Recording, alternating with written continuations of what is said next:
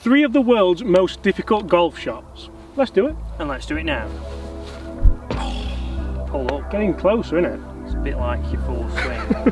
Pull up. Oh, cap's mucky now as well. Oh, you're joking.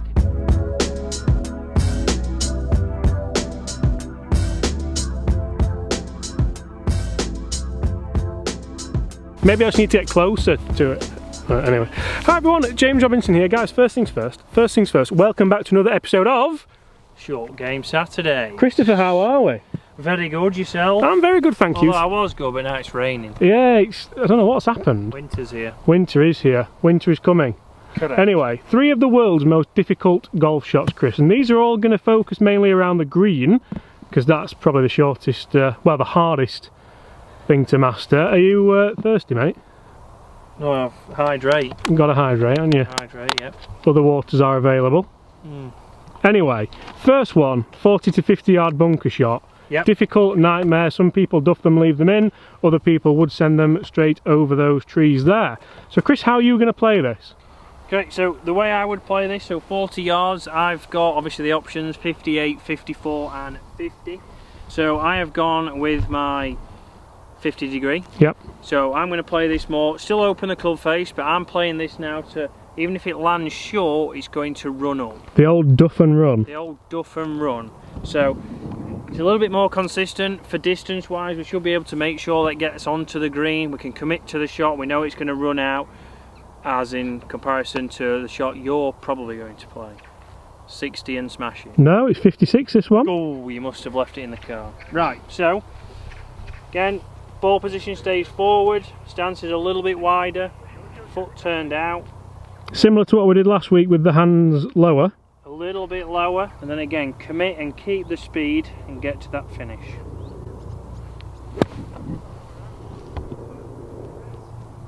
Not bad. So again, caught a little bit before the ball, but we see there it's got just to the edge of the green, so I've got a putt. I'm 20 foot away and I've still got a chance of getting down in 2 for there and getting out. Definitely percentage shot. Percentage shot, because at the end of the day I should have never been in the bunker. The shot I'm going to give you is slightly different. It's slightly more high risk, less percentage. I'm lying good. I've got to get it up over this lip. I'm going to try and land it all the way there. I'm going to open the face on this 56 degree ever so slightly. Still a little bit less loft than I may use sometimes with a 60. Dig the feet in a little bit, but my key is I'm going to grip down the club about an inch.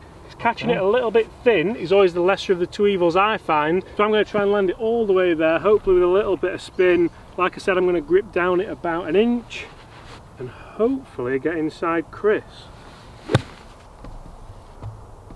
Oh, that took a terrible bounce, but we're still inside Chris. Still closer, so a lot more speed, still an option, plenty of loft. You just need to make sure you keep your speed throughout the shot. And I think your bad shot would be better than my bad shot. Correct, I would say so. Percentages, I would go 50. So Chris, a pretty decent result there from 2 pretty difficult golf shots. Yep. Now talk us through this one, because this looks difficult. Yeah, so it's a lie you're probably going to get a lot in the winter when you go up against between the fringe and the semi, or the semi and the rough, quite a thick edge. So we've got to think about here what we need to do to get this going towards the hole. So here, with the way the grass is sat, I would be looking to go more vertical, so picking the club up quicker, dropping the loft down onto the ball, just to get it popping up and going towards. We've got a little bit of green to work with, so I've gone 58, which is a rarity, as everyone will know. A lot of people would try and play this normally and then end up Damien in this, wouldn't they? Correct, coming in too shallow, snagging the club, and it'll just be end up in front of them. So here, weight stays left, again shoulders matching with the slope, and then we're going to feel that I hinge the wrists up on the takeaway. And we're not going to need much swing.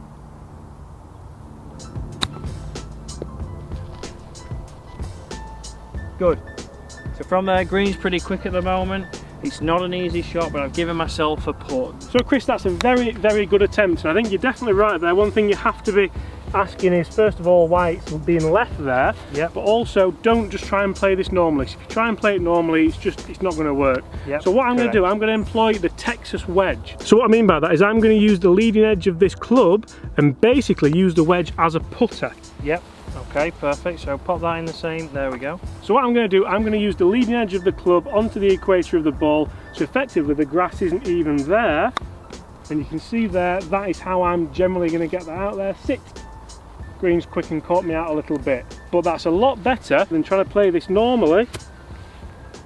And see, that's what Damien. Consistent. Yeah.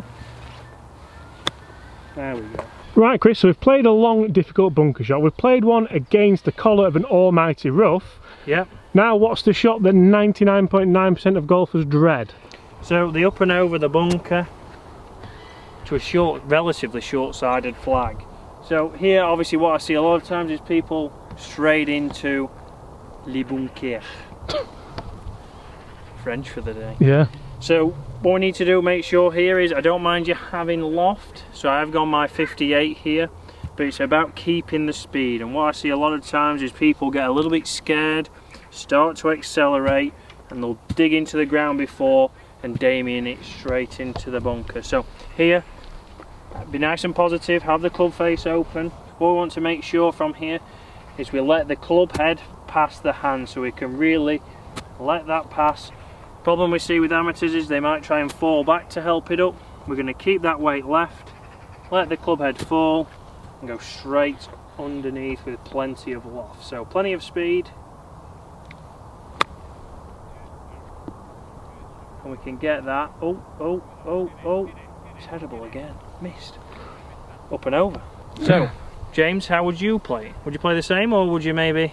I'll tell you, Christopher. Oh! So Chris, just like yourself, I'm going to use a very lofted club. Funnily enough, I've got my 60-degree wedge. I think you'll agree there is a time and a place for it. Oh, this is so it.